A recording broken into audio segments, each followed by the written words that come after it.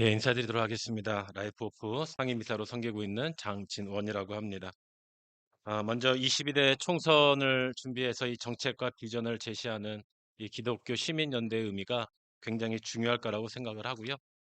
각 분야가 있지만 바라기는 이번에 뽑히는 지도자들이 우리 기독교 시민의식뿐만 아니라 이 법에 대해서 정책에 대해서 사명감 있고 좀 좋으신 분들이 많이 선출되기를 저도 바라고 있습니다. 그러기 위해서는 사실 우리 국민들이 또 우리 교회가 우리 성도들이 먼저 깨어서 이 법안에 대해서 사실 우리가 어떤 선거에 참여하다 보면 이 자기를 위한 법을 추구하지 않습니까? 그것이 아니라 좀 우리를 위한 법들을 함께 고민하고 나누는 그런 자리였으면 좋겠습니다. 왜 이런 좀 서두에 말씀을 드렸냐면 이 자살의 문제, 생명의 문제죠. 사실 이것은 하나의 문제가 아니라 전 사회적인 문제라고 할 수 있습니다. 단순히 개인의 문제, 뭐 이제 어떤 상황에 따라서 다르게 판단되는 문제가 아니라 이미 우리 사회에 아주 심각한 위기가 되고 있고요. 매일매일 그런 아픔의 소리가 들려오고 지금도 누군가는 자살을 생각하고 또 시도하고 또 자살을 통해서 자신의 삶을 포기하려는 분이 분명히 있습니다. 이런 시대에 비해서 우리나라에 있던 생명에 대한 정책이 어디에 와 있는가 생각해 보면 너무나 황당할 정도로 미비하고 또 현실은 굉장히 참혹하다고 말씀드리고 있습니다. 먼저 좀 제가 보고서에도 드렸지만 좀 변화된 우리 코로나 이후에 한국 사회의 자살이 얼마나 심각한지는 많이 아실 텐데요. 저는 이거 코로나 착시라고 좀 표현을 했습니다. 2022년도에는 굉장히 줄었어요. 12,000명대로 다운이 돼서 한 4% 정도, 사실 한 10년 동안 조금씩 조금씩 줄고 있는 상황이었는데 코로나 때도 굉장히 좀 줄은 효과가 해서 한 22,000여 명 정도로 좀 줄었던 그런 시대였는데요. 이건 사실 코로나 착시였습니다. 인제 작년부터 지금이 2024년이 됐는데요. 사실 작년의 통계는 제가 봐도 이미 가장 심각할 때에 근접한 상황에 돼 있습니다. 그래서 이 코로나 착시를 지나서 지금 한국 사회는 다시 이 자살 공화국이라는 오명을 더 심각하게 가지고 있고 또 여기저기에서 자살에 대한 심각성에 대해서 얘기는 하지만 그것이 실천으로 이루어지고 있지는 않은 상황입니다. 뭐 예산도 그렇고요. 여러 가지 제도, 말은 많지만 전혀 현장에서는 이루어지고 있지 않은 그런 좀 어려운 상황에 처해 있습니다. 몇 가지 한국 사회의 이런 자살의 특징을 많이 들어보셨겠지만 실상에 더 위험한 것은 자살의 미래지향이라고 그러는데 저희 같은 경우 10 대의 자살률이 계속 늘어나고 있고요. 20대 여성의 문제, 또 40-50대 남성의 문제가 우리 한국 사회의 가장 중요한 현실과 미래를 담보하고 있는 그 세대 때 이 자살의 문제가 계속 증가하고 있다는 것입니다. 그 증가 속도는 굉장히 어렵고요. 굉장히 심각할 정도로 늘어나고 있고 최근에는 초등학생 학교에서도 빈번히 일어나고 있는 사고가 되어서 많은 현장에서 안타까움과 두려움을 가지고 있습니다. 이런 문제에 대해서 우리가 어떻게 관심을 갖고 우리 국민들이 관심을 갖고 있는가? 저는 결국 우리 사회에 대한 이 죽음에 대한 인식에 대한 문제고 그 가치에 대한 문제라고 생각을 합니다. 누구의 이 스스로 생을 마감하는 분은 때로는 복수를 받고 애도를 받고 또 누구의 자살은 비난과 비판을 받고 또 누구의 자살은 숨겨져야 될 문제가 되고 자책감으로 끝나고 이 사라진 죽음이 되고 사실 우리나라의 이 자살 문제는 저는 정치적 상황이라고 생각이 됩니다.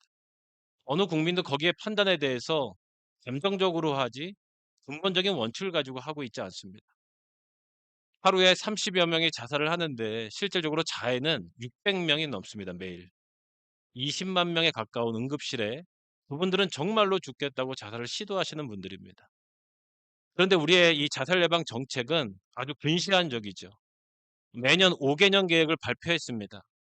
한 번도 성취된 적이 없고요. 이번에도 5개년 계획이 발표는 됐지만 예산적으로는 전혀 지원이 안 되고 있는 상황입니다.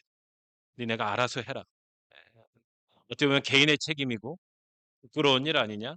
숨겨야지. 이런 문제에 대해서 우리나라의 이 생명의 문제는 정말로 이 정책 제안에서 빠질 수 없는 부분이고 사실 법이라는 것이 사람보다 먼저 있을 수는 없습니다. 법이 중요한 것이 아니라 결국은 지도자들이 어떤 애도의 마음을 가지고 어떤 가치로 이 생명의 문제를 접근하느냐가 장기적인 프로세스에서 우리 한국 사회의 자살을 예방하고 막을 수 있다고 생각이 됩니다. 몇 가지의 현실적인 지금 상황을 말씀드리면 뭐 우리나라의 자살 심각한데요. 저희 나라의 이 자살 예방을 정책하는 곳은 과만 하나 있습니다. 과. 하나의 부서도 아닙니다. 하나의 복지부의 하나의 부서도 아니라 하나의 조그만 사무실의 과 하나가 우리나라의 5천만의 자살 문제를 담당하고 있습니다. 실질적으로 예산도 뭐 말로는 1,000억 얘기하지만 460억 정도의 실행 예산이 있고요. 일본은 8천억입니다. 우리나라의 비율로 봐도 훨씬 적은 일본과 유럽과 비교해 보면 실질적으로 자살 예방에 투입된 예산은 전 세계 OECD 한 10% 정도도 되지 않는 상황에 있습니다. 그런 상황에서 어떤 자살 예방을 하고 몇 퍼센트를 줄이겠다 얘기하고 절대로 불가능합니다. 이미 불이 났기 때문에 우선은 급한 불을 끄는 것이고 또 하나는 예방을 통해서 사후 관리, 대응 관리를 해야 됩니다. 우리나라의 교통사고보다 자살 사망률이 4배가 높은데요. 그 예산은 교통사고 예산의 20%도 되지 않습니다. 인력은 5%도 되지 않습니다.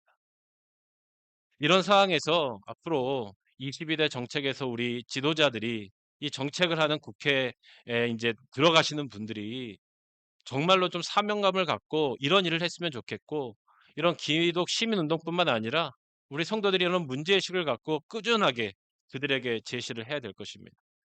저는 3 가지의 좀 큰 바운더리 내에서 제안을 좀 드립니다. 그런 의미에서 첫째는 이 법률에 대한 좀 구체화가 필요합니다. 우리나라는 자살 예방법이라고 해서 2014 년도에 공시된 법을 기반으로 하고 있는데 내용이 굉장히 포괄적인 것 같지만 굉장히 부실하고 근거가 부족합니다. 예를 들어서 자살 예방의 예산이라든지 지원이라든지 또 게이트키퍼라고 하는 자살 인력 양성이라든지 또 이 시민사회와의 예산 공유라든지 또 제일 중요한 것은 자살을 온 국민이 평등하게 사회적 차원으로 도움을 받고 서비스를 받을 수 있는 그런 제도적인 보완이 굉장히 부족한 상황에 있습니다. 그래서 이 어느 단체에서나 이 자살 예방법에 대한 좀 더 실행적이 있는 법들이 매년 국회에서 제안되고 있지만 거의 통과가 되고 있지 못하고 있어요. 올해 5 개년계 때 지금 통과된 게 자살 예방 교육의 의무화 정도인데 그것 또한 예산이 책정되지 못해서 실제로 진행을 하지 못하고 있습니다. 결국 이 법제화라는 큰 틀을 가지고 지자체에서 시의회나 이런 데서 구체적인 법안을 만들 수 있고요. 각 자살 예방은 각 지역에 따른 특성이 있습니다. 거기에서 의무화를 통해서 우리 지역에 맞는 노인 자살이나 청소년 자살이나 뭐 노동자 자살이나 이런 문제들을 법제화할 수 있는 근거 마련과 예산을 실행할 수 있는 법률을 충분히 지자체에서는 실행할 수 있습니다. 그래서 이런 보완적인 법률화를 통해서 실질적으로 자살 예방법이 지자체에서 뿌리 깊게 내려갈 수 있도록 함께 고민을 했으면 좋겠습니다. 결국은 자살 예방도 사람이 하는 것이고요. 자살 예방을 하는 사람도 피해자가 돼서는 안 됩니다. 그런 의미에서는 이 자살 예방에 대한 전문가가 지금은 어떤 법제화로 되어 있는 것이 아니라 어떤 자격으로 되어 있는 것이 아니라 이 특론으로 되어 있습니다. 우리나라 같은 경우는 일단 정신의학과에서 이 자살 예방을 많이 하는데 필요하지요. 하지만 자살 예방은 모든 분야가 함께해야 되는 겁니다. 결국은 정부와 민간, 정신의학뿐만 아니라 상담, 심리, 종교 지도자 뭐 모든 분야가 함께 또 지역에 어떻게 보면 이 마을 이장까지 이런 부분에 대해서 좀 더 포괄적인 전문가 양성과 여기에 대한 지원책을 실질적으로 마련할 필요가 있습니다. 실질적으로 자살 예방에 종사하고 있는 이 종사자들도 평균 근속률이 8개월이 안 됩니다. 허우가 약하고요. 결국은 사람 구하느라고 자살 예방 단체들은 전문가가 없습니다. 그만큼 힘들기 때문이죠. 그래서 실질적으로 여기에 맞는 지원들을 통해서 지역의 이 게이트 키퍼라든지 저는 이거를 좀 라이프 그러니까 생명을 담당할 수 있는 좀 포괄적인 그런 인력 양성을 했으면 좋겠습니다. 지금도 SOS 서비스라는 게 진행되고 있지만 시범 사업이지만 사실 거기서 할 인력이 없습니다.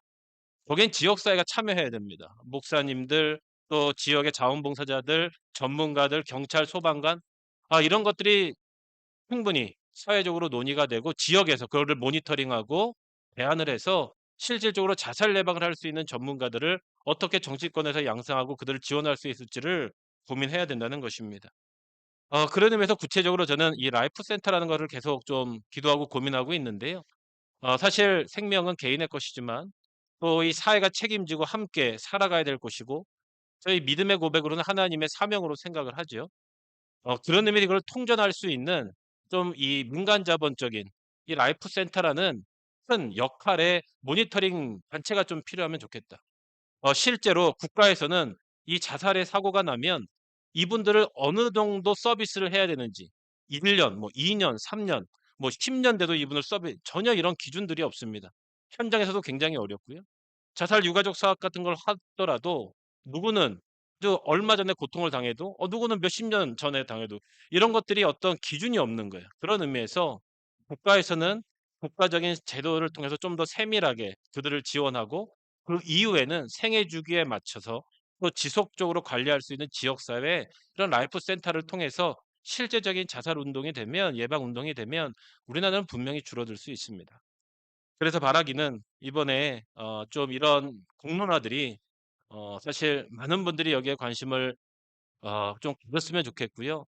아까 말씀드린 것처럼 그냥 사람을 뽑는 것이 아니라 '생명에 대한 사명 있는 사람을 뽑겠다.' 우리 이런 마음으로 나가면 정말로 우리를 위한 이 정책 제안을 통해서 한국 사회의 자살은 분명히 줄어들 것입니다. 많이 좀 기도해 주시고 또 많이 관심 가져 주셔서 이 시대에 정말로 필요한 정말로 이 생명을 살리는 일꾼이 뽑히기를 기대하면서 제안을 마치도록 하겠습니다. 감사합니다.